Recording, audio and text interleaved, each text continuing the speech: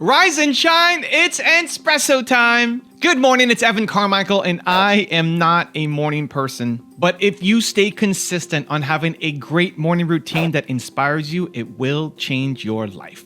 So let's start your day off right together. Grab your coffee, know that I believe in you, and get ready for a shot of Espresso from one of our standout clips from this year.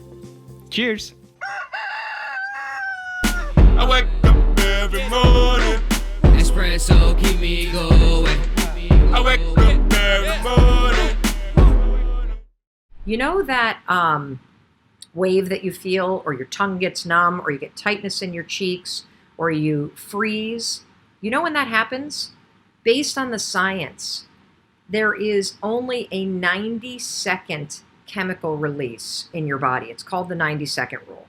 When your stomach starts to flutter, when your heart starts to race, when you feel this feeling of fear that you have that's unique to you, based on the science, there's a 90-second rule, and all of the chemical release that's happening, because your body is going into a state of being alert, it only sticks around for 90 seconds, as long as you don't let your thoughts race. If your thoughts start to race, you'll start to agitate the situation. Next time that your body goes into a state of alert, stomach gets tight, you feel frozen, you get stuck, you feel your neck, when the body starts to do that, number one, just remember, it means your body is getting ready to be alert and pay attention.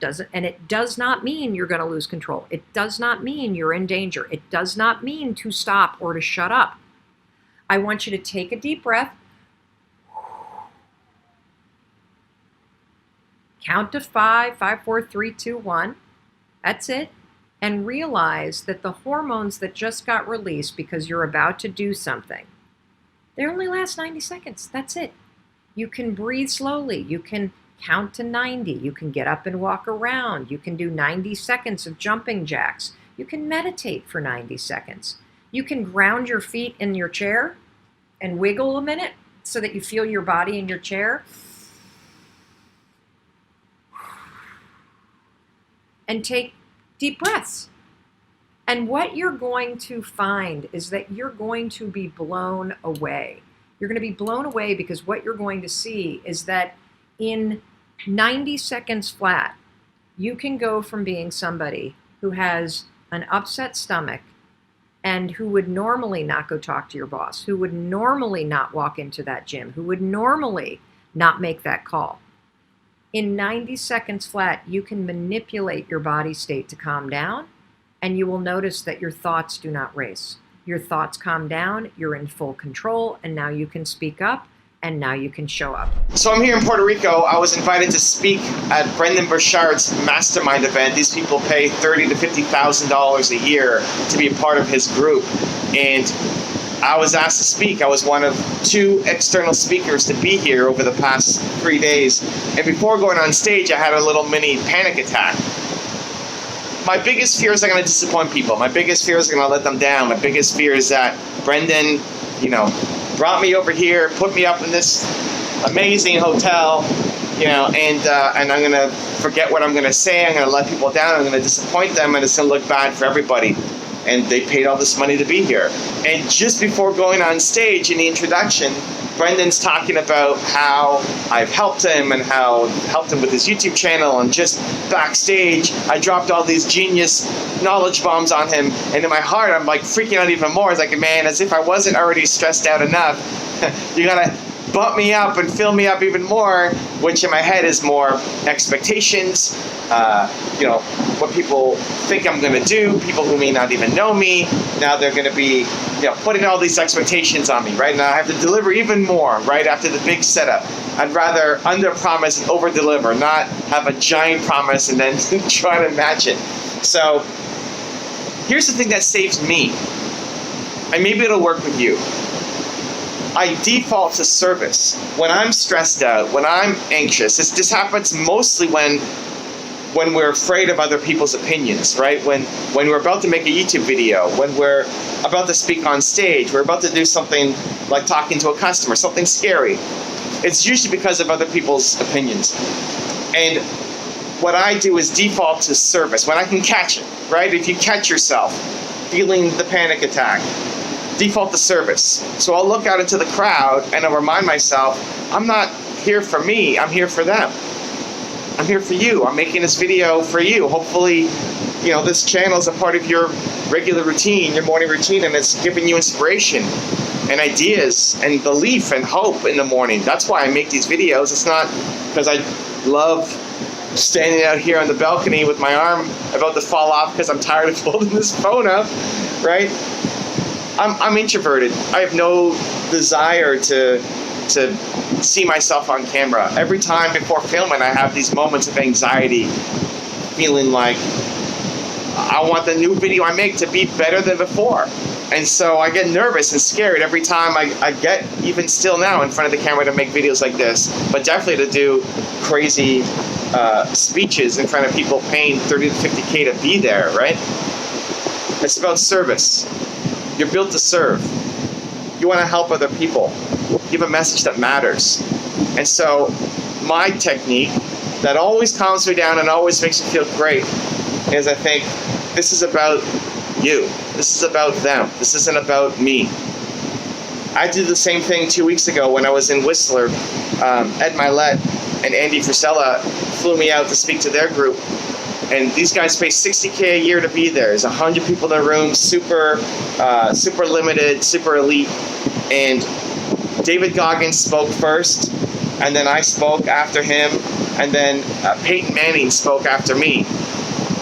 And I'm thinking, man, I gotta speak between David Goggins and Peyton Manning? Are you kidding me? And so the hamster wheel starts running, right? Who am I to be here? Oh my gosh, these guys are so crazy and like elite of the elite. And I'm gonna disappoint people. I'm gonna let people down, right? That's the thought process, and I get anxiety then. But then I remind myself this is about service, that the people here I care about, and that they're thought leaders and experts, and they need to get their message out. And I know more about YouTube than David Goggins and Peyton Manning, so let's go, right? That's the voice inside my head. That's how I get myself into action mode. So it's not about being fearless. I think if you have those moments where you feel anxious, where you feel nervous, where you feel scared, it's actually good. If you don't have anything that makes you feel nervous, anxious, scared, you have a boring life. You don't like your life. You're bored because you're doing the same thing over and over and over again.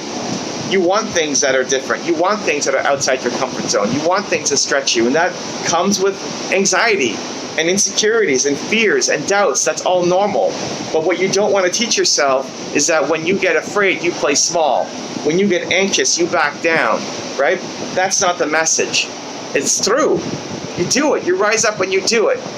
And the way to do it, at least for me, is one, telling myself I'm Evan Carmichael and I do scary things, right? Scary, difficult, or hard. I do those things. But then two, default to service. That this is not about you. Don't be so selfish. You have a message that can change the world.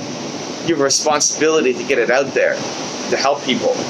And you staying quiet and you staying small doesn't serve anybody. You're built to serve. Now go live it. Now I've got a really special bonus clip I think you're going to enjoy. But before that, question of the day, I want to know, what's one thing in the next month that you've got in your calendar that makes you anxious, scared, fearful, doubtful? Let me know what it is. Put it down in the comments below. And if you made it this far, you're still watching, I want to celebrate you. Give me a hashtag believe down in the comments as well. Dr.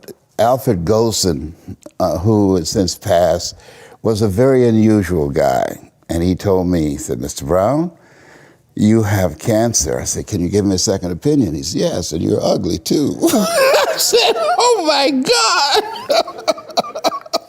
So I didn't have a chance to have fear because, those three words, you have cancer, three of the most feared words in 7 different languages. I saw it as a fight. And from that time to this time, my PSA was 2,400, and that stands for prostate-specific antigen, and now it's below 0 and metastasized to 7 areas of my body, which was a good thing because 7 is my lucky number. Okay, so I never was fearful that I was going to die from it, and I think I read something by Dr. Norman Cousins. He wrote a book called The Biology of Hope. And he talked about the fact that when something happens to you, you don't deny it, you defy it. And I was defiant that I'm going to beat this, I'm going to handle this. That there are people who many times when something happens to them, that they embrace it from a place of fear and it takes them out. And L.C. Robinson said, things may happen to you and things may happen around you, but the most important things are the things that happen in you. And you have to stand up inside yourself and deal with it and handle it. If you want to know how Mel Robbins goes step by step with her planning, check out the video right there next to me. I think you'll enjoy it. Continue to believe, and I'll see you there. In order to make it stick, go brick by brick.